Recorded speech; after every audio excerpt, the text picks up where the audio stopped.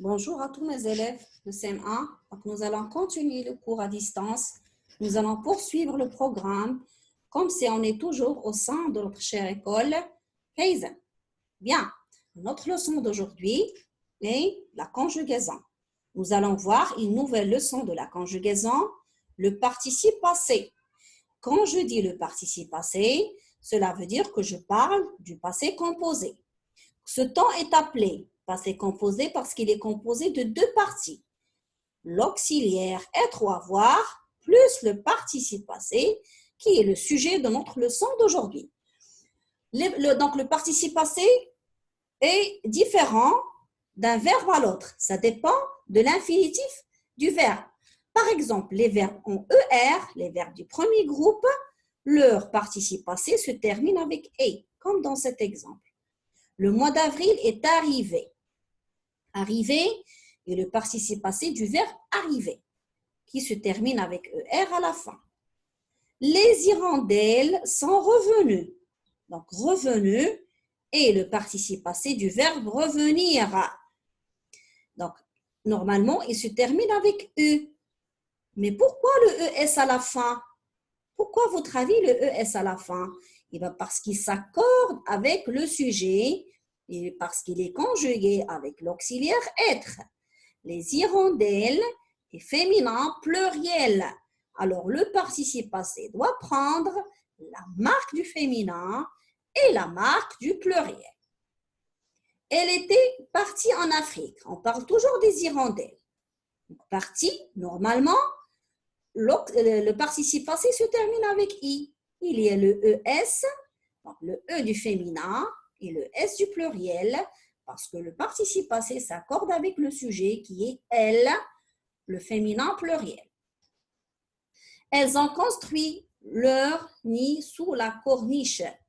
Construit est le participe passé du verbe construire, mais il n'est pas accordé avec le sujet cette fois-ci, parce qu'il est conjugué avec le verbe, avec l'auxiliaire avoir, bien évidemment. Donc, il ne doit pas s'accorder. Donc, il a gardé juste le T à la fin. Elle a cimenté en mur. Donc, cimenté, qu'est-ce que je vois à la fin? Je vois le et. Donc, c'est le participe passé d'un verbe du premier groupe, d'un verbe qui se termine avec ER. Il n'est pas accordé parce qu'il y a l'auxiliaire avoir. Je récapitule. Les verbes soulignés sont conjugués à des temps composés. La première partie est l'auxiliaire être ou avoir. La deuxième partie est le participe du verbe que l'on conjugue. Voyons ensemble d'autres exemples. Il est parti à la mer. Qui est parti à la mer? C'est il. Et c'est qui il? Donc, c'est ce jeune garçon. Puisqu'il y a le masculin singulier, il n'y a aucune marque de l'accord. Le participe passé se termine avec i. Et dans le deuxième exemple, elle est partie à la mer.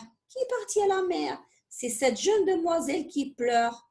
Donc ici, le participe passé est accordé au féminin parce que le sujet est au féminin singulier.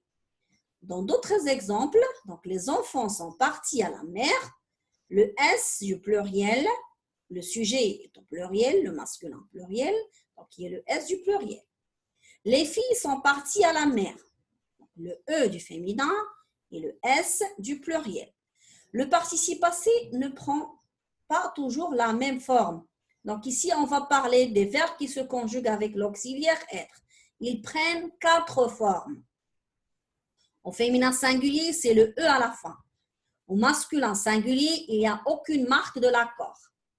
Au féminin pluriel, il y a le ES, le E du féminin et le S du pluriel.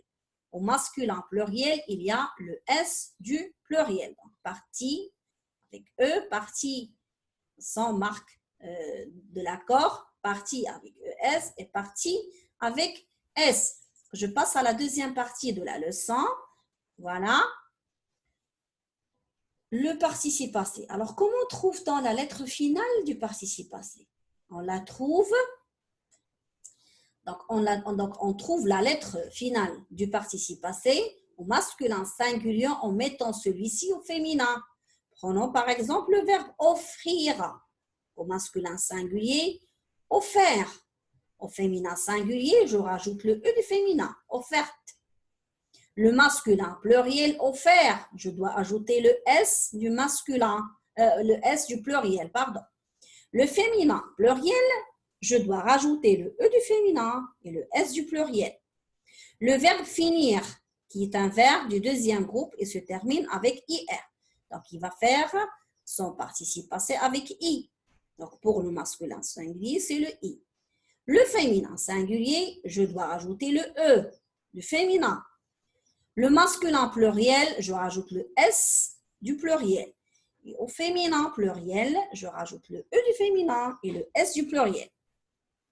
Le verbe mettre, qui est aussi un verbe irrégulier, un verbe du troisième groupe. Donc, son participe passé, c'est mis. J'ai mis, tu as mis, il a mis, nous avons mis. Donc, il y a le S à la fin. Donc, soit pour le masculin singulier ou masculin pluriel, il y a le S à la fin. Pour le féminin singulier, je dois rajouter le E du féminin pour obtenir mise. Pour le féminin pluriel, je dois ajouter le E du féminin et le S du pluriel, donc mise avec ES à la fin. Donc, pour savoir plus, donc je vous invite à prendre vos manuels à la page 188, de bien lire la rubrique « Je retiens » pour bien réaliser les exercices de la rubrique « Je repère et je manipule ». Donc, je vous rappelle que vous pouvez les faire sur vos manuels avec le crayon.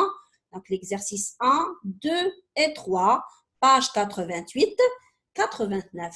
Merci les enfants. Je vous retrouve dans une autre leçon. À plus tard.